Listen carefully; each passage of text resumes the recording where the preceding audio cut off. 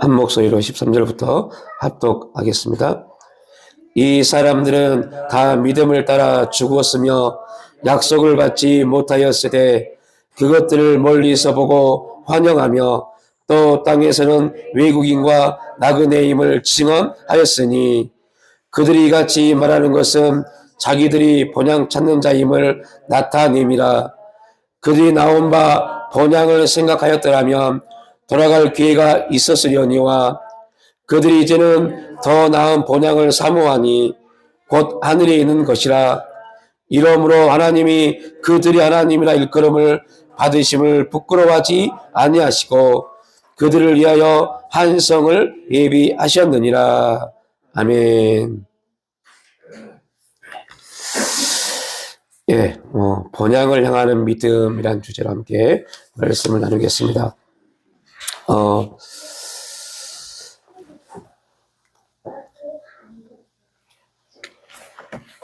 우리 기독교인들은, 그리스도인들은 이 땅에 살지만 이 땅에 속하지 않는 사람들입니다. 이게 우리에게는 굉장히 중요한 주제입니다.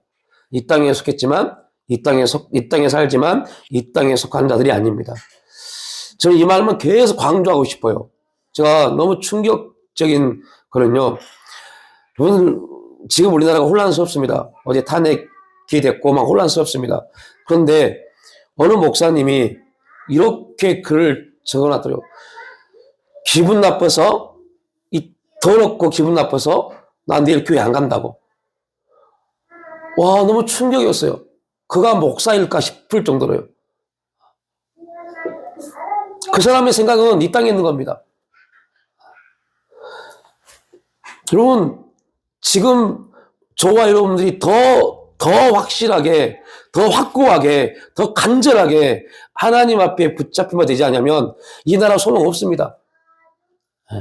정치인들에게 소망이 있는 게 아닙니다. 경제가 소망이 있는 게 아닙니다. 하나님께만 소망이 있습니다. 하나님이 역사하셔야 됩니다. 하나님이 역사하셔야만이 정치가 온전해지고 하나님이 역사하셔야만이 경제가 온전해집니다. 하나님이 역사하셔야만이 난장판이 되어버린 이 사회가 온전해집니다. 아무리 정치인들이 떠들어봐야 그들은 다 당리당락입니다. 자기들의 유익을 위해 떠드는 거지. 결국 여러분, 정치인들은 우리에게 아무런 유익도 주지 못합니다. 이럴 때일수록 그리스도인들은 더 철저하게 하나님 앞에 기도해야 됩니다. 하나님의 공의와 정의가 이 땅에 온전히 세워져서 하나님의 역사가 지금 정말 어떻게 보면 위기인 것 같지만 하나님의 기회입니다. 하나님의 역사가 있을 기회, 하나님의 정말로 놀라운 기름 부으심이 다시 한번 있을 기회입니다. 그런데 우리가 이 기회에 이걸 와버리면 여러분 아무런 소망 없습니다.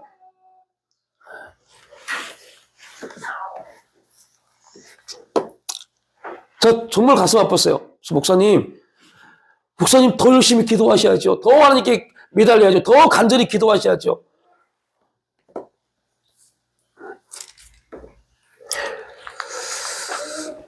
어차피 이 세상은 다 죽고 살 것입니다. 그렇다고 해서 이 세상 모든 것에 대해서 우리가 다 거부하는 소리가 아닙니다.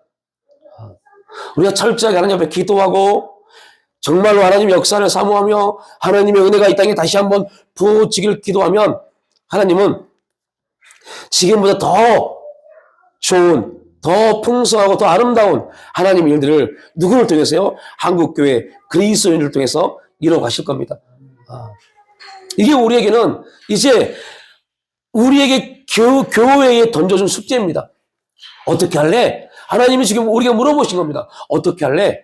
지금 너희를 또 지금 뭐가 뭔지 모르겠지. 어떻게 될지 난감하지. 근데 휩쓸리지 마.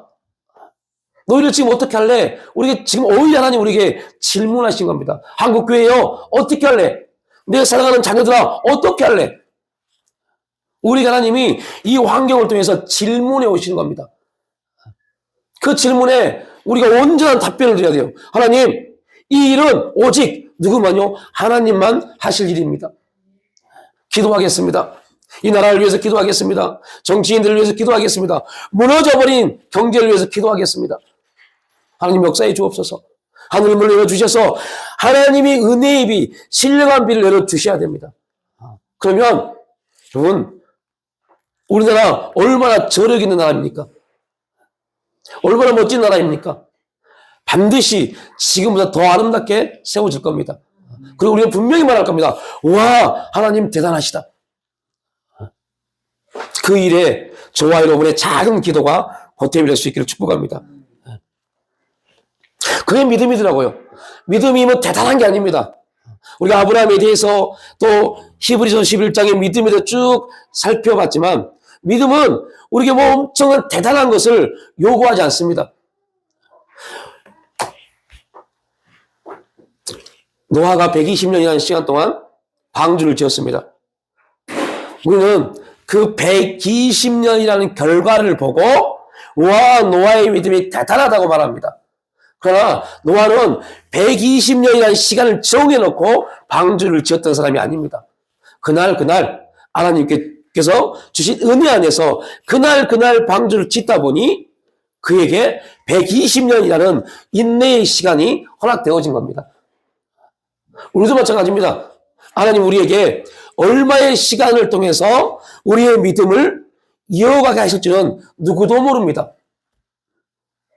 그럼에도 불구하고 우리가 그날 하나님이 주신 그 은혜에 붙잡고 최선을 다해 살아갈 때 우리의 그 한 날 한 날이 모여서 또 누군가에게 위로가 되고 권면이 되는 그러한 날이 되는 겁니다.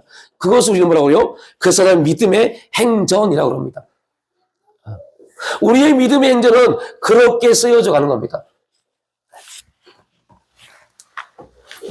오늘 새벽에 일어나서 하나님 이미 정해져 있는 주보가 나왔기 때문에 정해져 있는 설교문을 쭉 묵상하는데요.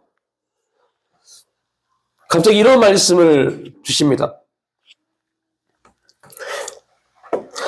이 문제 때문에 이것 때문에 저는 아내하고 한동안 계속 그런 얘기를 했어요. 맞다 틀리다. 여러분 살아있는 사람에 대해서 그리움을 갖는 게 맞을까요 틀릴까요?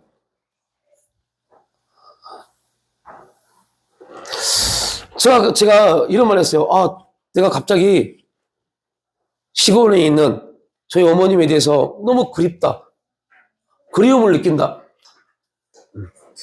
그래서 한참 듣더니 저희 아내가 이렇게 말하더라고요. 아니, 살아있는 사람에 대한 그리움이 갖는 게 맞아?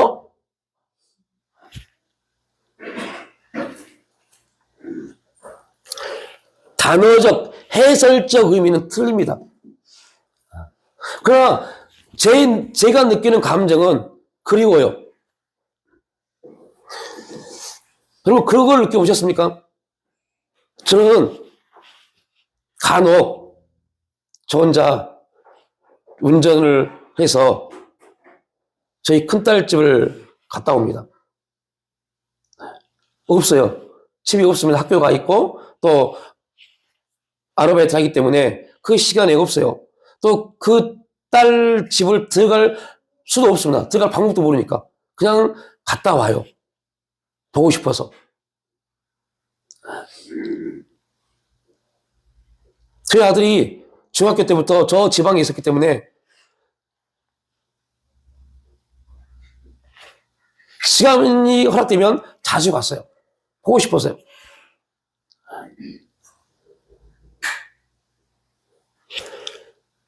일주일 전 금요일이었어요. 아빠, 나 좀 데리러 와. 새벽에 교회에서 기도하고 8시 반 이전에 도착하기 위해서 7시에 출발했어요. 길이 너무 막혀요. 너무 막혀요. 기다릴 텐데 어떻게 하지? 고속도로 갈 걸 괜히 이쪽으로 왔네. 바보. 고속도로 갈 걸 괜히 이쪽으로 왔네. 계속 이렇게 하고 있었어요. 그때 갑자기 하나님이 이렇게 말씀을 걸어오셨어요. 여러분, 제가 지금 이 말씀을 드린 거는 오늘 설교에 대한 내용입니다. 이렇게 말씀을 걸어오셨어요. 야,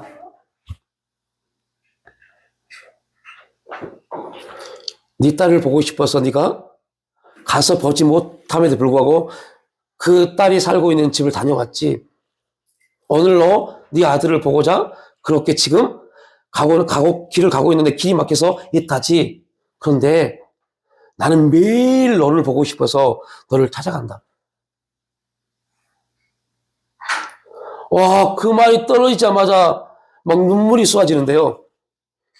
여러분, 하나님이 매일 우리를 찾아오십니다. 왜요? 보고 싶어서요. 너무너무 보고 싶어서 매일 찾아오시는데, 근데 저한테 말씀하신 분이 겁니다. 너, 네 자녀들 향한 그 그리움, 그 마음, 나에게 한 번이라도 그런 마음을 가지고 온 적 있니?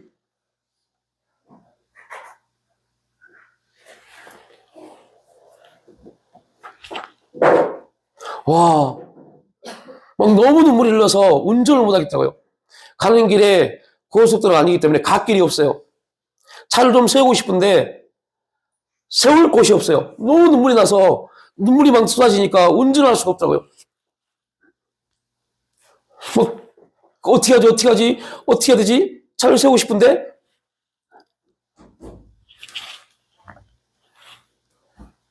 그러면서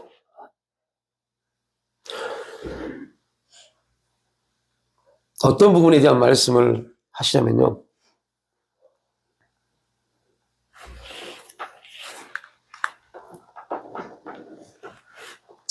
여러분, 우리가 번향을 향하는 믿음, 우리의 번향을 향해서 나아가기 위해서 우리의 의식이 어떠해야 되는지에 대한 부분은 되게 중요합니다.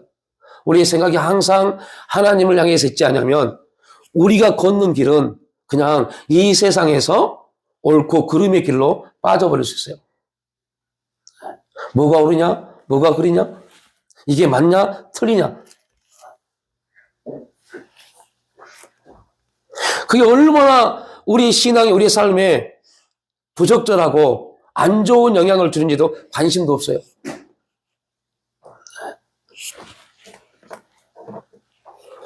그걸 말씀하신 게 겁니다. 저희 아내가 저희 자녀들에게 이렇게 교육을 시켜요. 여러분, 지금 부모님들 자녀들에게 꼭 이런 교육을 시키시기 바랍니다.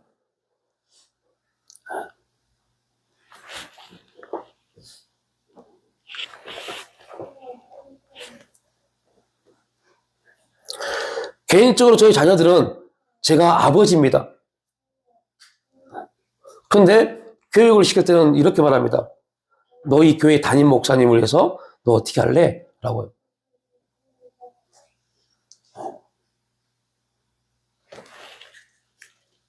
이유는 뭐냐? 왜 그렇게 한지 아세요?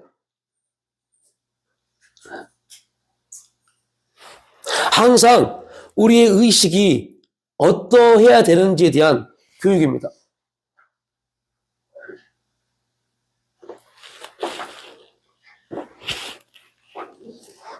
아빠이지만 네가 섬기는 교회의 담임 목사야.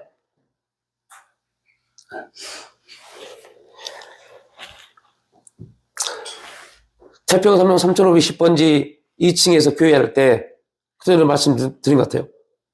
그 작은 요한실에서 우리가 살 때 막 기도할 때 하나님이 주셨던 말씀이 지금도 잊혀지지 않습니다. 야, 너희 자녀들은 얼마나 큰 축복이니? 들어오면 교회, 일어나 보니 교회.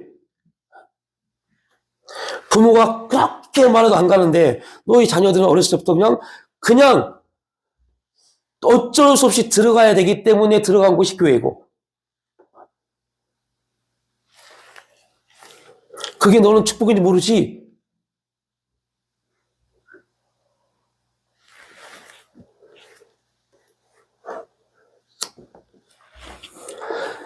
자기도 모르게 의식이 돼버립니다.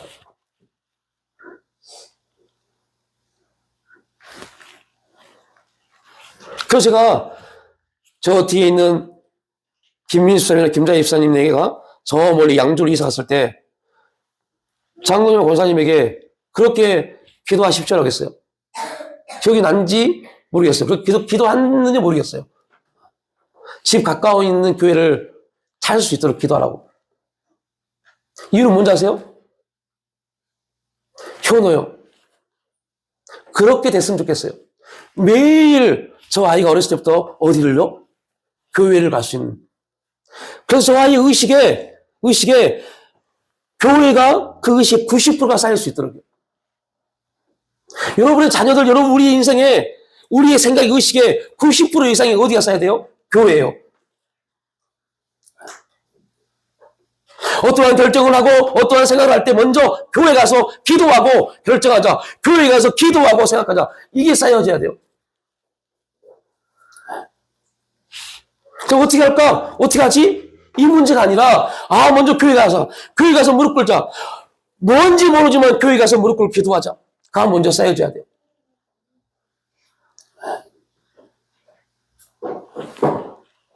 그래서 우리의 삶의 모든 바운더리가 내가 기도할 수 있는 공간 안에서의 움직임이 되어져야 돼요.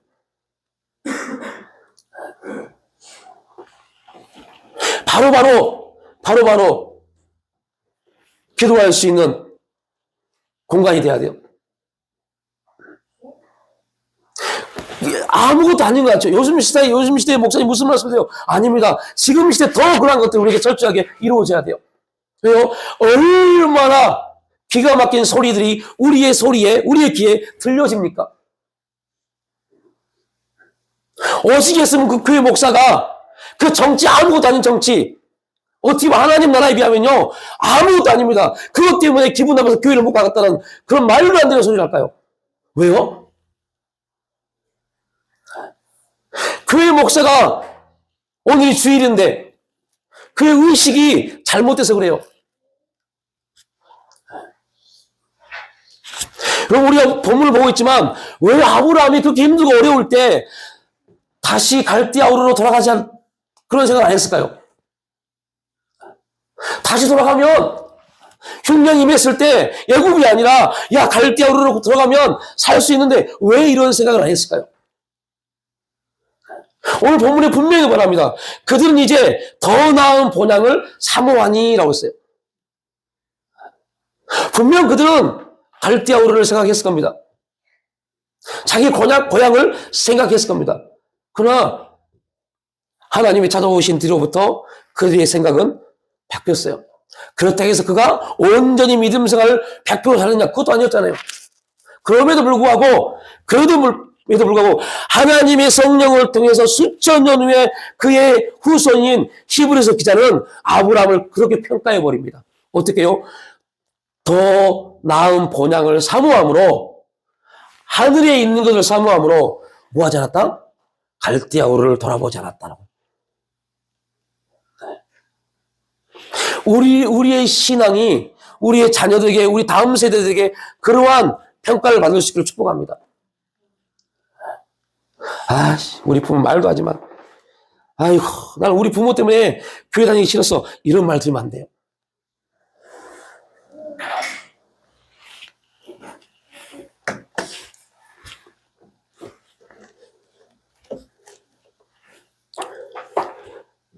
스펄전 목사님의 히브리서 주석에 보면 이렇게 말합니다. 나는 보았네 아브라함이 무덤에 누워 있음을 그리고 나는 보았네 아브라함이 부활하여서 번향에서 하나님과 함께 아름다운 길을 걷고 있음을. 이게 정말 한편 엄청 시 같아요. 이 말의 원리는요 아브라함이 번토 친척 아비 집을 떠나서 하나님이 약속하신 그 약속을 붙잡고 가나안 땅에 왔습니다. 그리고 수년의 시간이 지납니다. 가나안 땅에서 아브라함이 100년 이상을 삽니다. 100년 이상의 삶을 살아요. 그리고 죽는데 그 가나안 땅을 약속받았음에도 불구하고 아브라함이 소유한 땅은 딱 4장지뿐입니다. 여러분 돌이켜보면 아브라함이 얼마나 큰 부자였습니까? 애굽에 갔다 오면서 얼마나 많은 부유함을 가졌습니까? 얼마든지 땅을 살 수 있는 그러한 물질을 가지고 있었습니다. 그런데 왜 땅을 사지 않았을까요? 성경 어디에 나왔지 않습니다. 저는 하나님이 그의 마음에 땅을 살 마음을 주지 않았다고 봅니다. 이유는 하나님이 그에게 말씀하시고자 하는 부분이 있기 때문에요. 더 나가서 이삭, 여러분 창세기 26장에 이삭에 대해서 얼마나 기가 막히게 말합니까? 100배나 소득을 얻었다라고 말합니다. 그럼 얼마든지 뭐 할 수 있어요? 그 100배나 얻은 소득 땅을 살 수 있었어요. 그러나 이삭도 자기 땅이 없었어요.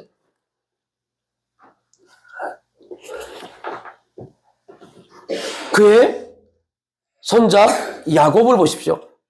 하란에 돌아올 때 얼마나 많은 재물을 가지고 왔습니까? 그런데 야곱 또한 자기 땅이 없었어요. 놀라운 것은 아브라함, 이삭, 야곱의 하나님의 원리가 거기에서 나옵니다. 아브라함 하나님, 이삭의 하나님, 야곱의 하나님, 그들은 하나님이 약속하신 그 온전한 우리가 가야 될 그 본향을 향해서 그 믿음의 여정을 걸어간 겁니다. 얼마든지 거기서 풍성한 삶을 살 수 있었음에도 불구하고 그것이 그들의 삶을 좌우하지 않았어요. 지금의 한국 교회 그리스도인들 아니면 수많은 그리스도인들의 문제가 뭡니까? 믿음이 있다 하지만 그 믿음이 하나님을 향해 사는 것이 아니라 이 땅에서 어떤 나타남에 대해서의 고민이 너무너무 커요. 교회 목사들은 교회를 건축하는 거, 교회 성도가 많이 모이는 거, 이것이 교회 목회자들의 목적이 되어버린 그 죄가 지금 이 땅에 나타나고 있는 혼란스러움입니다.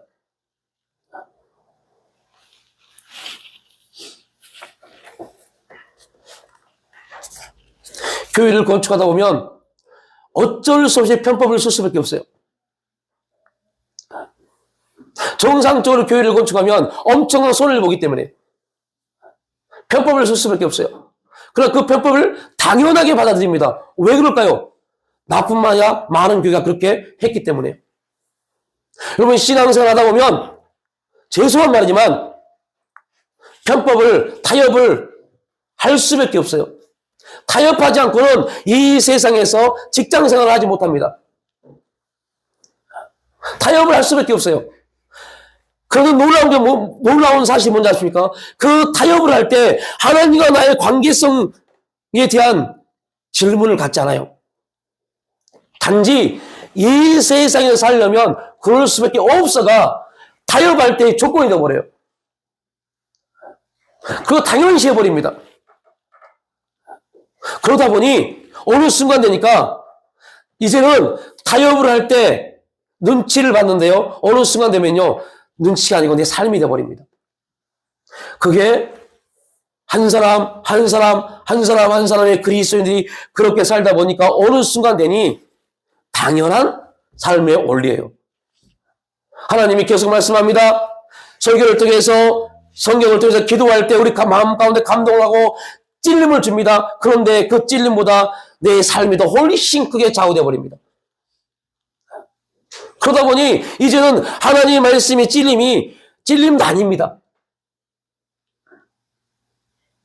어느 순간 되니까 그 말씀은 뭐가 돼요? 잔소리가 되어버려요. 에이 듣기 싫어. 알았는데 어떻게 먹고 살려면 이렇게 해야지 뭐. 이게 되어버립니다.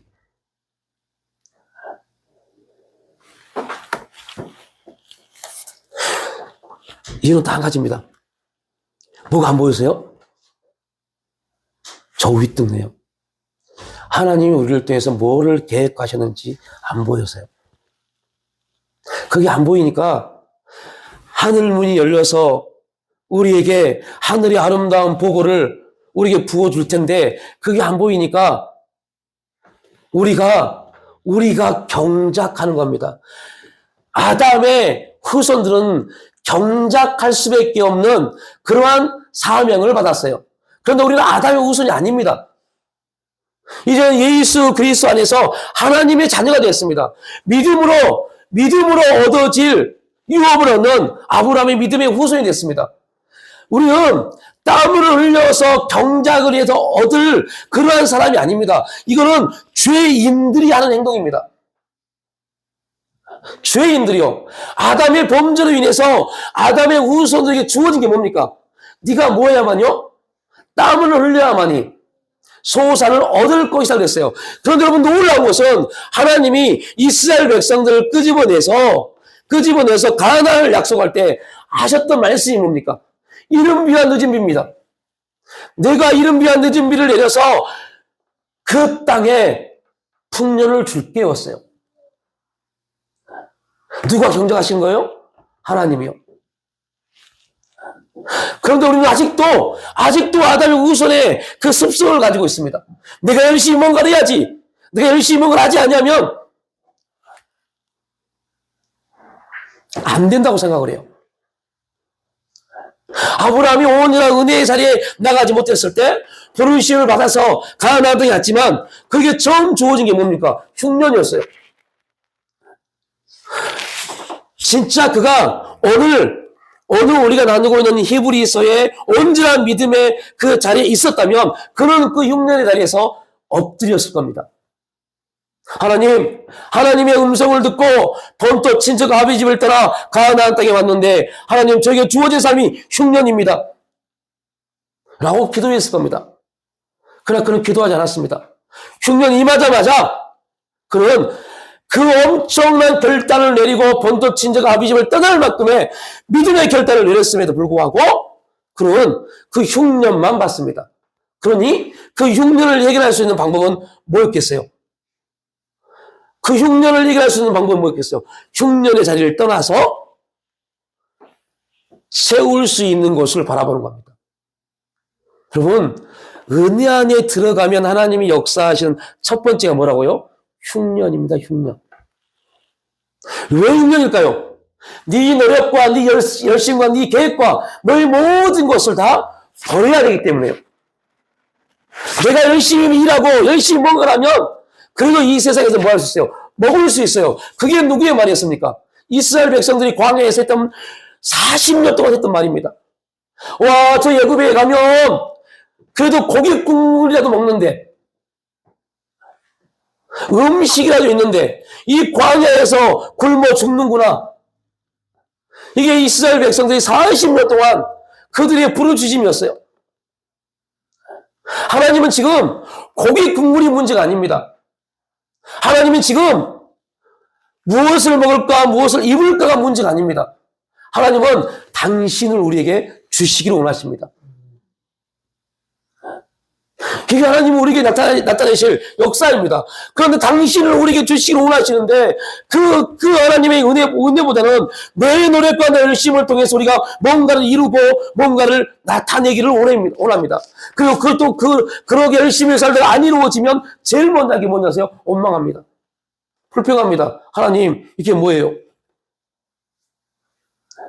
어떤 집사님이 저한테 한 달에 한 번씩 기도문을 보내요. 기도해 주세요. 기도해 주세요. 그 딸이 있는 딸을 위해서요. 이번에 그 작은 딸이 대학 수능 시험을 봤어요.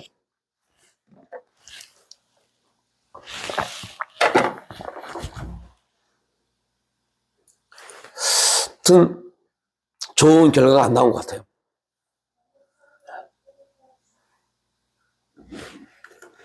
오늘 새벽에 새벽 문자를 보내자마자 그 집사님이 연락이 오셨어요. 목사님, 우리 딸 어떻게 해요? 우리 딸 어떻게 해요? 어제 집을 나갔다가 안 들어왔답니다. 너무 실망해서. 어떻게 해요, 목사님?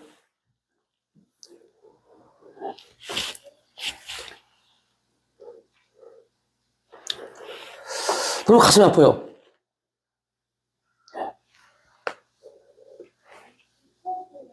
제가 그 집사님에게 이렇게 질문을 했어요.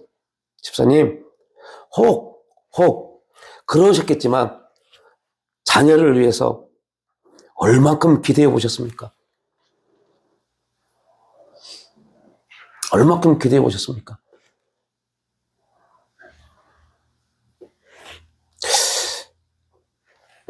저에게도 마찬가지고 여러분에게도 마찬가지고 동일하게 질문합니다. 여러분, 자녀를 위해서 얼마큼 기도해 보셨습니까? 혹시 자녀를 위해서 기도할 때 눈물을 흘려보신 분 계세요? 정말 눈물 흘리면서 기도해 보신 계십니까? 없다면 오늘 반드시 회개하십시오. 내 자녀를 위해서 기도하는데 눈물이 안 흘린다고요? 그럼 기도하는 게 아닙니다. 그냥 읊어내는 거죠. 내 자녀를 위해서 기도하는데 왜 눈물이 안 나요? 그가 잘 되든 못 되든 이 문제가 아닙니다. 자녀를 위해서 기도할 때 눈물 흘리지 않는 기도는요, 그 기도는 여러분 죄송한 말이지만 자녀를 위해서 정말로 진심으로 하지 않는 기도입니다. 그렇다고 해서 일부러 눈물 흘리는 소리가 아닙니다. 정말로 자녀를 위해서 기도하고 붙잡고 기도하다 보면 하나님의 은혜가 보여서 눈물이 나는 겁니다. 하나님의 일하심이 느껴지기 때문에 눈물 나는 겁니다. 내 자녀가 공부를 잘하든 뭐를 잘하든 아니 공부를 못하든 아무것도 못하든 비전이 없든 꿈이 없든 이 문제가 아닙니다. 하나님 꿈 좀 주세요. 하나님 공부를 잘하게 해주세요. 이 문제가 아닙니다. 아무것도 못하고 아무것도 못하는데 하나님이 그 아이에게 은혜를 주시고 뜻이 있기 때문에 눈물이 나는 겁니다. 이런 자녀에게도 하나님의 뜻이 있다뇨. 그래서 눈물이 나는 겁니다. 그래서 소망이 생기는 겁니다. 그런 눈물을 안 흘려봤다면 여러분 자녀를 위해서 기도하지 않았다는 겁니다. 회개하십시오. 그나마 그렇게도 기도하지 않았는데 이만큼 잘한 것에 대해서 또 감사하십시오. 조금 더 우리가 눈물로 기도했다면 지금보다 훨씬 더 멋진 자녀들로 성장했을 텐데.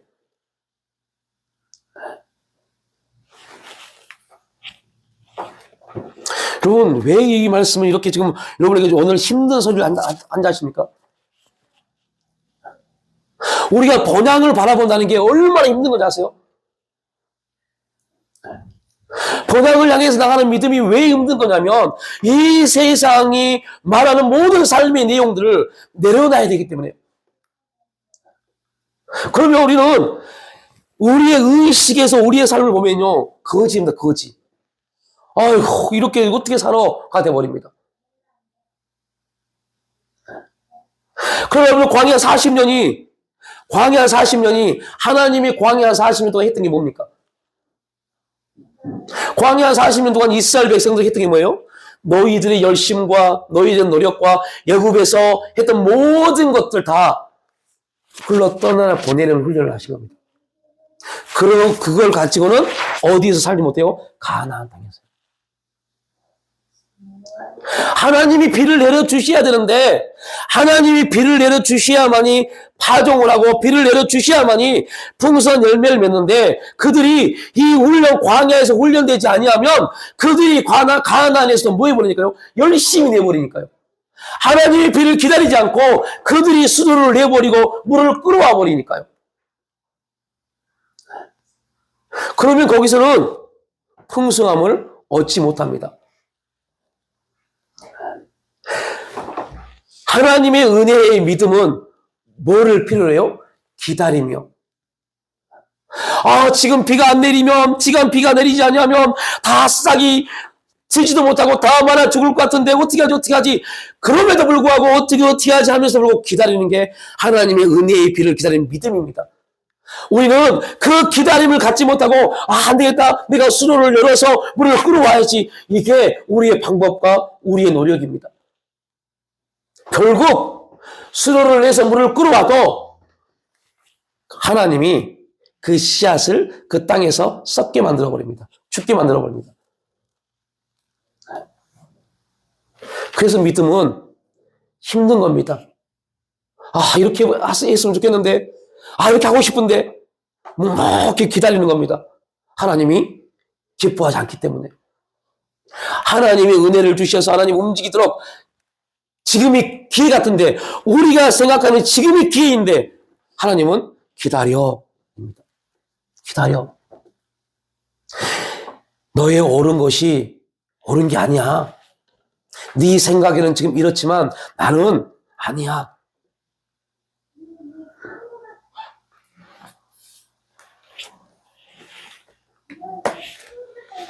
여러분, 아브라함이 75세에 하나님의 약속을 받고 두 가지 약속을 받았죠. 하나는 후사의 약속을 받았습니다. 하나는 땅의 약속을 받았습니다. 그러나 가나안 땅에 왔지만 둘 다 이루어지지 않았습니다. 얼마나 답답했겠어요. 창세기 15장에 무별의 엄청난 기적의 역사를 경험했습니다. 와, 하나님 이 역사를 나타내 주셨으니 이제 믿습니다. 믿습니다. 믿습니다. 했습니다. 근데 그 다음 장에 어떤 일이 벌어집니까? 여러분 놀라운 것은요. 은혜 받고 나서 조심하십시오. 은혜 조금 받고 나서 왜 조심해야 되느냐? 그 무별의 엄청난 은혜를 받고 하나님이 다시 뭐요? 시험하십니다. 어떤 시험을 했냐면 사라를 통해서 하갈을 아브라함과 동침하게 해서 이스마엘을 낳게 하는 그러한 시험을 하십니다. 그때 아브라함은 어떻게 했어야 돼요? 사라! 무슨 말이야? 하나님이 당신과 나를 통해서 후사를 이어가기를 원하시는데 하나님을 믿어야지 라고 말해야 되는데 아브라함은 맞아. 그것도 내 씨니까. 아브라함은 그 창세기 15장의 엄청난 체험, 하나님의 언어의 갱신에 대한 체험을 했음에도 불구하고 16장에서 이스마엘을 낳습니다.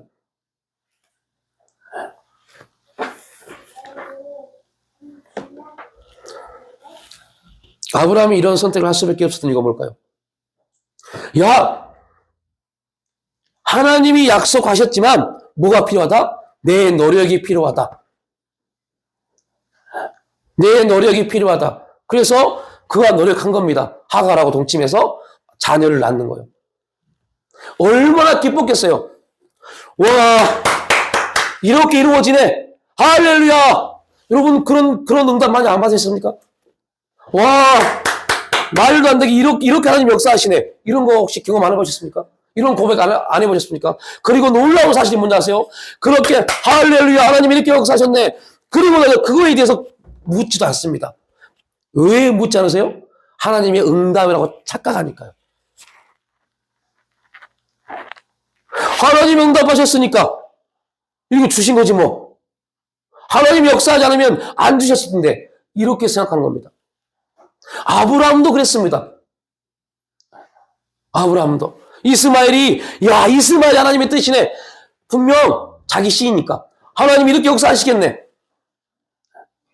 근데 하나님이 놀라운 것은 아브라함은 기쁜데 하나님은 잠잠하십니다.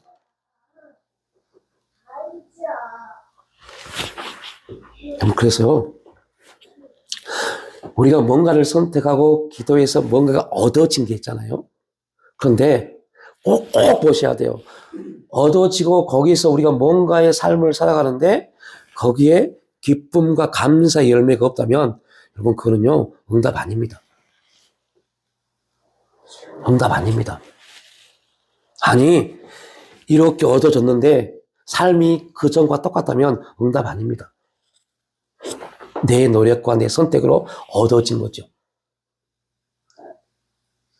이런 일들이 얼마나 많은지 아세요? 어떤 분이 저한테 물어봐요. 목사님, 하나님 응답받아서 이렇게 이사도 하고, 이렇게 삶을 사는데, 목사님 너무 힘들어요. 그래서 제가 물어봅니다. 그렇게 마음을 먹을 때, 섬기는 교회 목사님하고 상담해 보셨습니까? 기도해 보셨습니까? 아니, 저한테 집사님이 물어보시는데, 저한테 혹시 물어보셨습니까? 안 물어봤잖아요. 다 결정하고 다 해놓고, 기도해 주세요 해놓고, 그리고 어려우니까 왜 저한테 물어보세요? 그러면 제가, 그거 하나님 뜻이 아시니까 다 물리십시오. 한번 물리시겠어요? 라고 물어봤어요. 진짜 무서운 말입니다. 이게 왜 무섭냐면요. 하나님을 우리의 계획의 도구쯤이나 도와주는 도구쯤이나 생각하는 사람들이 너무너무 많아요. 기도도 하고 하나님 역사해 주세요 기도도 합니다.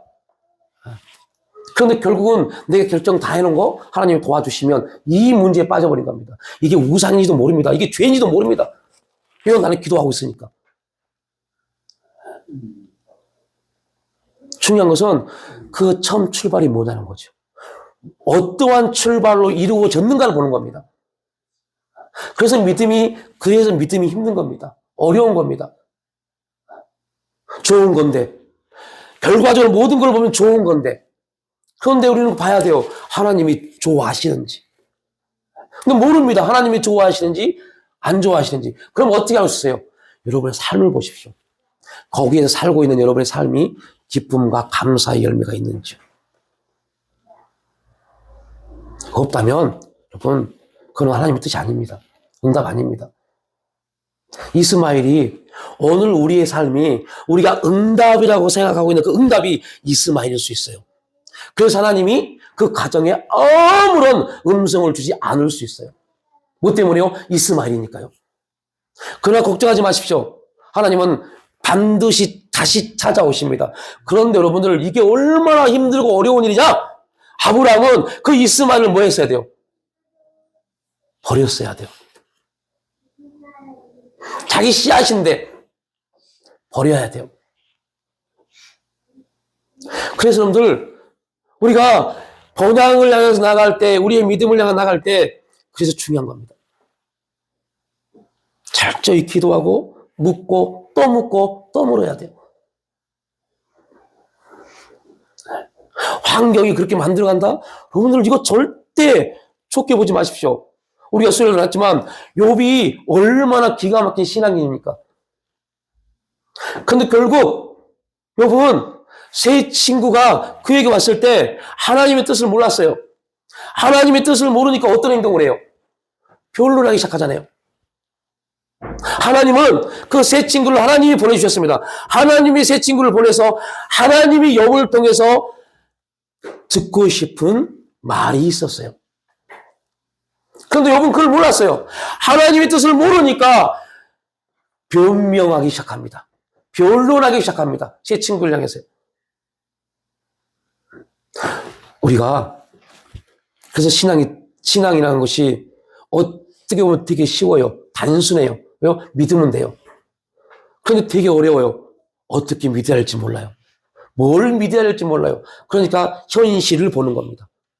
내 상황을 보는 겁니다. 내 환경을 보는 겁니다. 그리고 내 현실적 상황과 환경에서 기도합니다. 이러면 100% 잘못된 응답을 받습니다.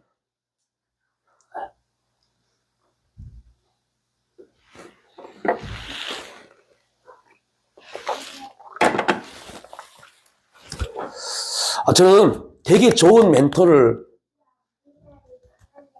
만났어요. 굉장히 좋은 멘토. 신학교 때 한 교수님을 만났어요.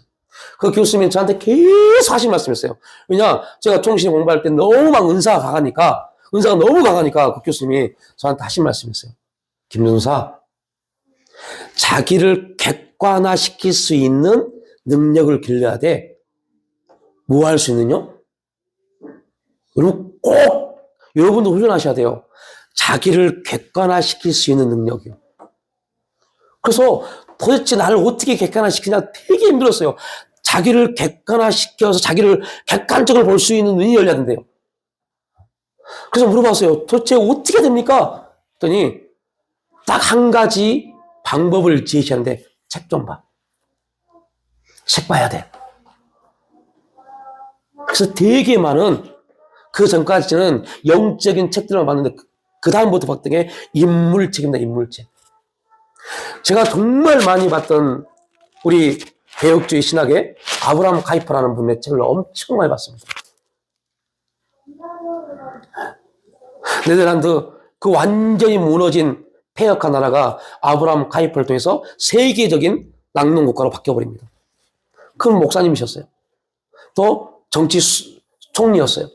그는 총리가 될 때는 목사직을 내려놨어요. 목사 안 했어요. 정치에 내려왔을 때 다시 목사직에 다시 올라갔어요. 그런데 놀라운 것은요, 거기서 깨달은 게 있어요. 자기 객관화. 내가 제3자가 돼서 나에게 역사하신 하나님을 볼 수 있어야 돼요. 그래서 제가 그런 말 말씀드렸죠. 하나님이 내가 돼서 나로 역사하실 때 나는 나의 너가 돼서 나로 역사하신 하나님을 볼 수 있어야 돼요. 그래야만이 뭐 하잖아요? 교만하지 않습니다. 아, 내가 한 게 아니라 누가 하셨다? 하나님이 이렇게 하시구나. 하나님이 만들어 가시구나. 아, 하나님이 이렇게 역사해 가시구나. 그래서 이게 자기 객관화가 보여야만이 내 자녀들을 가지고 기도할 수 있다니까요. 와, 지금 소망도 없고 여러분 자녀들에게 물어보세요. 꿈이 있니라고요. 너 뭐가 될래? 아무런 꿈도 없어요. 몰라. 그런데 소망이 있다니까요. 왜요? 이러는 사람도 역사에 가시는데요. 이러는 사람도 하나님이 직접 찾아오셔서 역사에 가시는데 저 아이들에게는 어떻겠어요? 제가 제일 부러웠던 게 뭔지 아세요? 모태 신앙인들이요. 아, 모태 아니면 아닙니다. 모태 신앙인들이 제일 부러웠어요. 왜 그러냐? 그들은 어렸을 때부터 어디 나와요? 교회예요. 그래서 제가 말한 겁니다. 자녀들 매일매일 교회 갈 수 있어야 돼요. 매일매일. 아무것도 아닌 것 같죠? 교회 없이 만들어줘야 돼요. 이게 부모 교육입니다. 자녀 교육입니다. 매일 교회 갈 수 있는 곳이 열려야 돼요. 제일 부러웠어요. 그런데 저희 자녀들은 태어날 때부터 교회에 살았어요. 그게 저 아이들에게는 아무런 어떤 영향력인지 모를 겁니다. 언제까지요? 성령이 역사할 때까지. 그래서 율법이 중요합니다. 율법의 가르침을 통해서 힘들지만 가르침에 들어가야 돼요. 그리고 성령이 역사하면 그 율법은 뭐로 바뀌어요? 복음의 역사로 바뀝니다.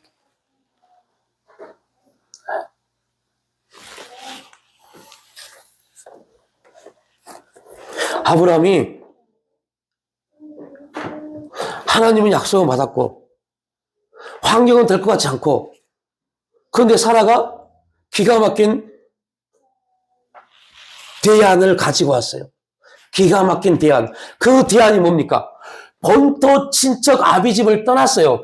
본토 친척 아비집을 떠났단 말은 무슨 말입니까?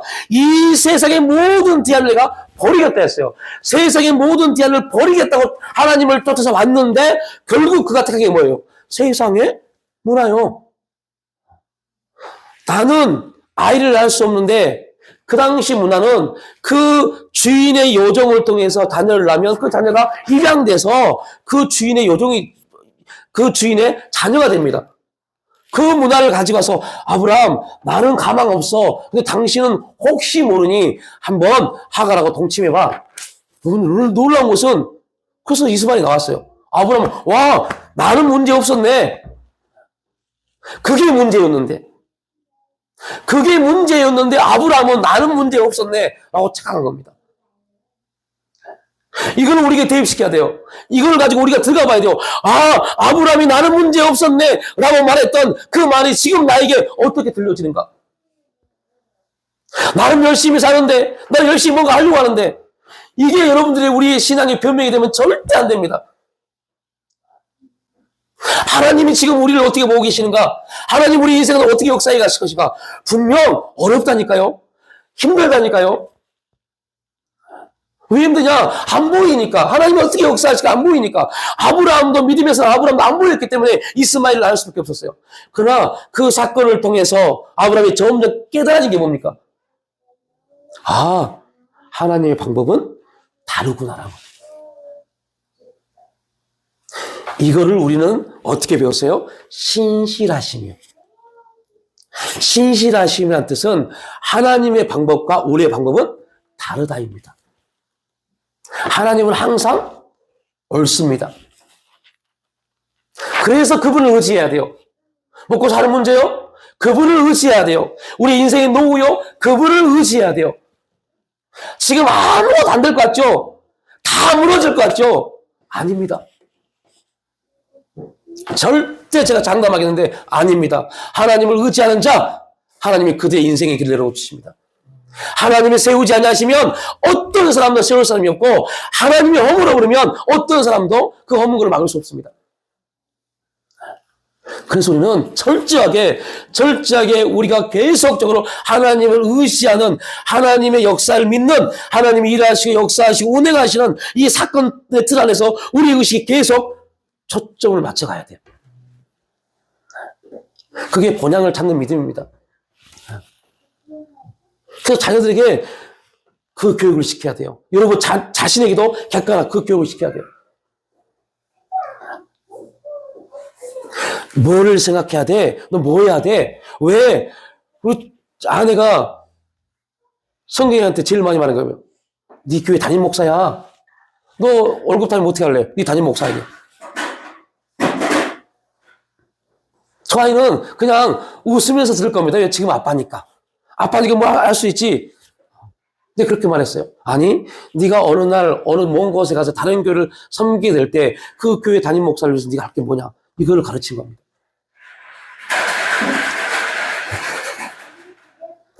그는 여러분 담임 목사에게 뭔가를 하라는 소리가 아닙니다. 그 의식이 들어가는 순간부터 신앙은 바뀌기 시작합니다. 아, 내가 바라봐야 되고 내가 가져야 될 관점이 뭔지를.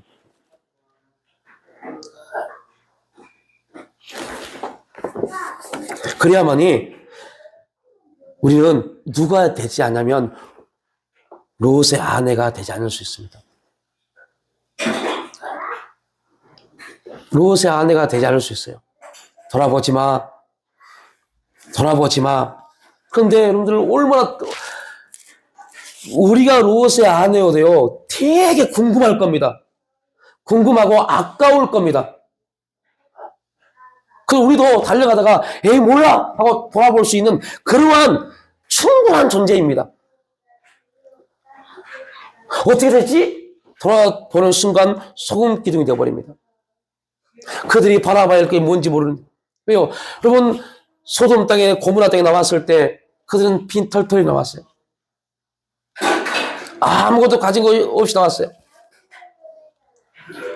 그리고 그 앞으로 그가 어떻게 될지 알지를 못합니다. 그 뒤에서 얼마나 많이 끄집어 당겼겠어요. 사탄이, 귀신이 우리를 얼마나 우리 생각을 통해서 좌우합니까? 돌아봐. 아무것도 아니야. 괜찮아. 돌아봐. 한 번 돌아본다고 뭐 문제 있을 것 같아? 계속 그렇게 우리의 생각을 통해서 다가옵니다.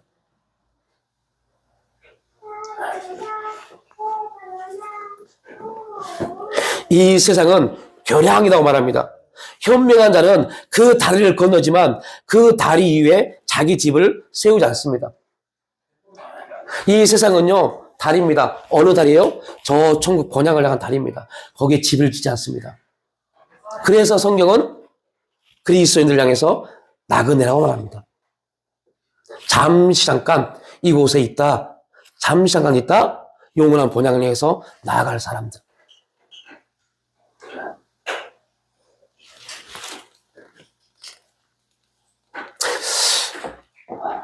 주보를 읽어보실 줄 믿고 마무리하겠습니다. 제가 갑자기 지금 생각나는 게요.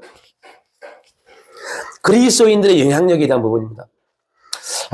예전에 저희 시골에 전남대학교를 다녔던 한 학생이 방학 때 저희 시골에 텐트를 가지고 놀러 왔어요. 그리고 저녁만 되면 우리를 모아놓고 기타를 치면서 노래도 가르치고 막 공부도 가르치고 막 그랬어요. 그리고 또 같이 놀고 막 그랬어요. 그러면서 뭐를 가르치냐면 대학 생활이 어떤지에 대해서. 대학 생활에 대해서도. 그런데 기가 막힌 것은요. 저와 우리 친구들 거의 관심도 없었어요. 그냥 뭐만 있었냐? 광주, 그 당시 광주 그러면 엄청나게 좋은 도시인 줄 알았어요. 거기에 있던 대학생 형아가 와서 우리에게 뭔가를 가르쳐 준다. 재밌게 놀아준다. 여기만 관심이 있었어요. 그런데 저희 사촌 형은 그 형이 말한 거를 딱 붙잡았어요. 워낙에 공부도 잘했지만 딱 붙잡았어요. 그리고 그때부터 완전히 그 형은 바뀌어버리더라고요. 바뀌어버리더라고요. 우리는 그냥 노세. 그냥 노는 게 재밌었어요. 별로 우리에게는 그 그 대학생의 말이 영향력이 없었어요. 왜 영향력이 없었을까요? 왜 영향력이 없었을까요? 관심이 없었으니까요. 그래서 여러분들 믿음에 있어서 가장 중요한 게 뭔지 아세요? 관심을 갖는 겁니다. 관심. 하나님 나에게 직분을 주셨는데 주신 이유가 뭘까에 대한 관심을 가져야 돼요. 그러면 직분 생활을 할 수 있습니다. 교회 나서 예배 드리는 게 직분자가 아닙니다. 직분 생활을 할 수 있어요. 직분 생활이라는 게 있습니다. 직분 생활. 청지기. 직분 생활을 할 수 있어요. 관심이 없었어요. 우리의 관심은 노는 거. 근데 그 형은, 대학을 가야겠구나. 대학을 가야겠구나. 그리고 바뀌어요. 우리가 안 놀아줘요. 저희 작은 집이기 때문에 제가 놀러 가도요. 야, 너 가. 안 놀아줘요. 왜? 공부해야 된대요. 그 형은 그 전에도 저희 시골 중학교 1등이었어요. 전교 1등. 그런데 공부해야 된대요. 그 대학생에게 뭘 준지 아세요? 그 형이 너 이렇게 공부해서는 좋은 데 못 가. 그 말 한마디가 그 형의 생각을 바꿔버렸어요. 그 말 한마디가. 오늘 여러분, 제가 여러분에게 말했던 이 말이 어떤 경우에는 아이씨, 주일 왔는데 기분 나쁘게 그런 소리 할 수 있지만 그렇게 들었다면 여러분, 오늘 이 시간 좀 허비한 겁니다. 그 형은 저희 학교 1등이었다니까요, 전교. 그런데 그 대학생이 너 그렇게 공부했다가 좋은데 못 가라는 소리에 완전히 뒤집어졌어요. 저는 그 형한테 또라이라고 해요, 또라이. 왜 또라이인지 아세요? 대학을 6번 다녔어요. 공대, 의대, 한의대, 의대. 6번 다녔어요. 지금 저 울산에서 3년 전에 개원해서 의사 생활하고 있습니다. 더 빨리 될 수 있었는데. 그 한 번의 영향력이 그 인생을 바꿔버리더라고요. 똑같습니다. 관심을 갖기 시작하면 하나님이 우리의 눈을 열어주십니다. 내가 무엇을 해야 될지를 보여주기 시작합니다. 하나님이 보여주시고 하나님이 인도에 가셔야 돼요. 하나님의 역사가 은혜가 우리를 인도에 가야만이 그것이 우리에게 유익이 됩니다. 그렇지 않으면 아브라함이 그 음성을 듣고 그 엄청난 기적을 경험했음에도 불구하고 이스마엘을 낳잖아요. 이스마엘을 낳으면 안 될 사람인데요. 그렇게 하면 안 될 사람인데 이스마엘을 낳습니다. 그는 이스마엘이 하나님의 응답이라고 착각했습니다.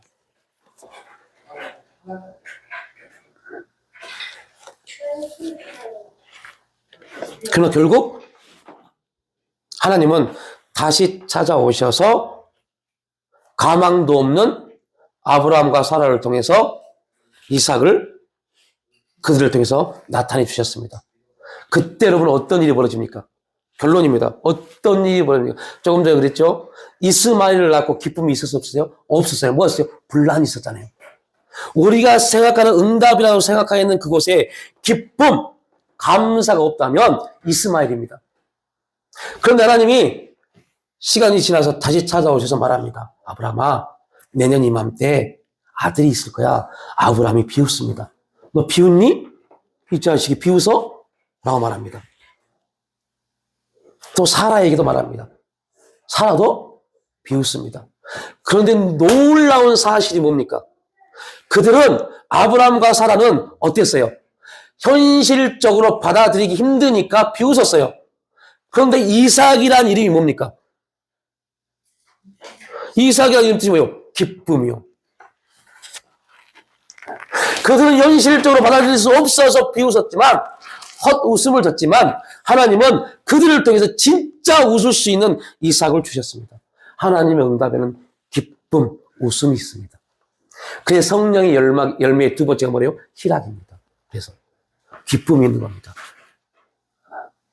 내가 응답받았다 생각하는 그 자리에 기쁨이 있는지 평안이 있는지를 살펴보십시오. 없다면 기도하십시오. 하나님, 제가 이스마엘이었는데 이게 이스마엘을 응답을 받아놓고 하나님 응답을 착각했습니다. 다시 찾아오셔서 하나님, 기쁨의 열매, 이삭의 열매를 거둘 수 있도록 역사해달라고 기도하십시오.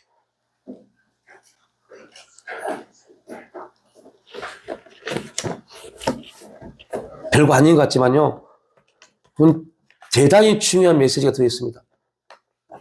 우리의 믿음이 어떠해야 되는지에 대해서, 우리가 어떠한 신앙생활, 어떠한 바라봄을 가져야 되는지에 대해서, 이러한 것들에 대한 믿음의 정의가 돼야만이 자녀들에게 말할 수 있습니다.